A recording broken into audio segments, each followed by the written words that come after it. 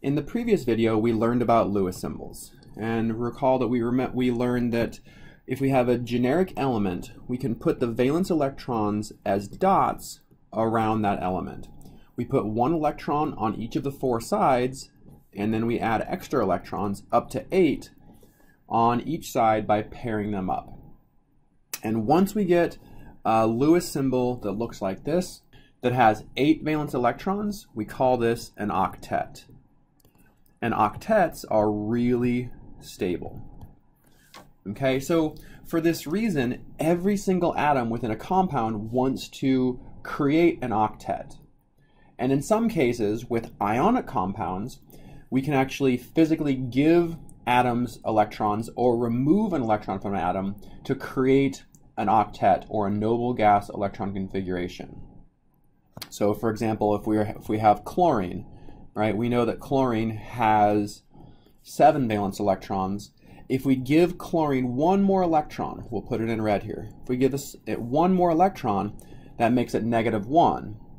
And it now has a -1 charge, and it's able to interact with a cation like sodium that has given away 1 electron. So this would be an ionic compound. But when we're dealing with 2 nonmetals, right, so something like a fluorine atom and a fluorine atom. So each of these fluorines have 7 valence electrons. So we'll go ahead and put these 7 electrons on here. There's 7, and there's 7. And what is definitely true is that these 2 atoms can combine together to make the compound fluorine, F2, so diatomic fluorine. Okay, so in this video, we're going to start exploring how these 2 atoms can combine together to form this molecule, fluorine. Okay, and the trick is to recognize that every single atom wants to create an octet.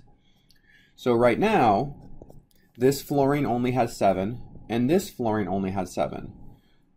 So we have a hole where we don't have an electron here, and we have a hole where we don't have an electron here. So the idea is that these 2 atoms can share electrons. So this electron can fill this hole, and this electron can fill this hole. And when we do this, so let's redraw fluorine.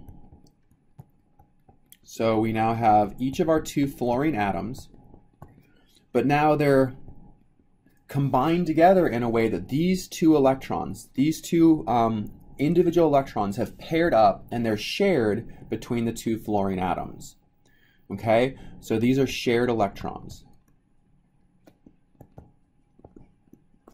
And when electrons are shared, we call this a covalent bond. Right? So the molecule F2 forms when 2 electrons are shared between 2 different fluorine atoms. Okay? And if we were to draw this out in a normal Lewis structure, right, so we show this shared pair of electrons as a single solid line. So we have our 6 valence electrons around each of the 2 fluorine atoms, right? Those came from here. And then this shared electron we show as a solid line. Okay, so this is the Lewis structure for fluorine. So in Lewis structures, we show covalent bonds as solid lines, and we show electrons that are not in a bond as dots. So non-bonding electrons are still the dots. Okay? So the thing that you want to make sure when you're drawing these structures is that every single atom has 8 electrons around it. Okay, so this fluorine atom here, it has 2, 4, 6 electrons that are not bonding, and then this solid line between the 2 fluorines counts as the other 2 electrons for the first fluorine atom. So we have 8 electrons around this fluorine, giving it a complete octet.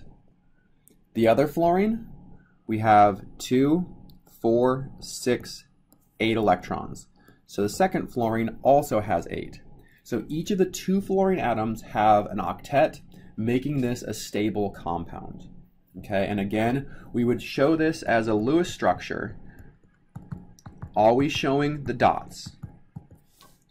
Okay, and then the solid line is a covalent bond, which is shared electrons between two atoms. Let's consider another molecule, molecular oxygen, O2. So oxygen has 6 valence electrons. So when we put these around, what we see is that we're left with 2 spots that are not filled up. Okay? Another oxygen would look the same. We're left with 2 spots that are not filled up. So the idea here, just like we saw before, right? So this electron can fill this spot, and this electron can fill this spot.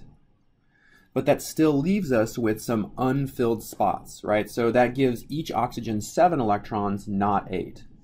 So we'll actually create a second covalent bond where this electron fills that spot, and this electron fills that spot. Okay? So we end up with 2 bonds between oxygens, and each oxygen still has 2 pairs of electrons. Okay, so this first bond is this shared pair of electrons. The second bond here is this shared pair of electrons. So there's 2 pairs of electrons that are shared between the 2 oxygen atoms. So if we count up our electrons here, this oxygen, our first oxygen, has 2, 4, 6, 8. So 2 bonds, each bond is 2 electrons, so this oxygen has an octet. Our second oxygen, 2, 4, 6, 8. So it also has an octet. Okay, so the Lewis structure for oxygen has 2 covalent bonds between the oxygen atoms, and each oxygen still has 2 lone pairs, so 2 pairs of electrons that are not part of a bond.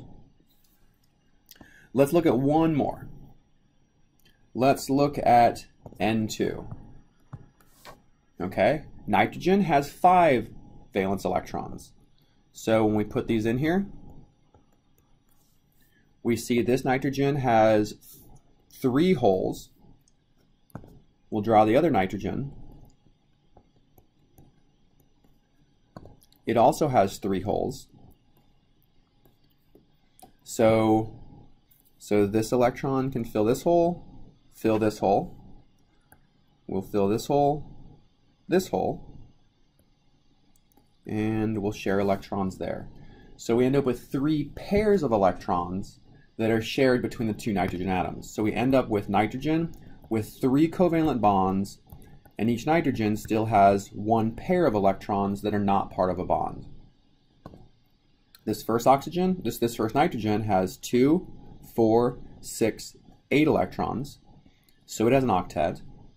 And the second nitrogen, 2, 4, 6, 8 electrons.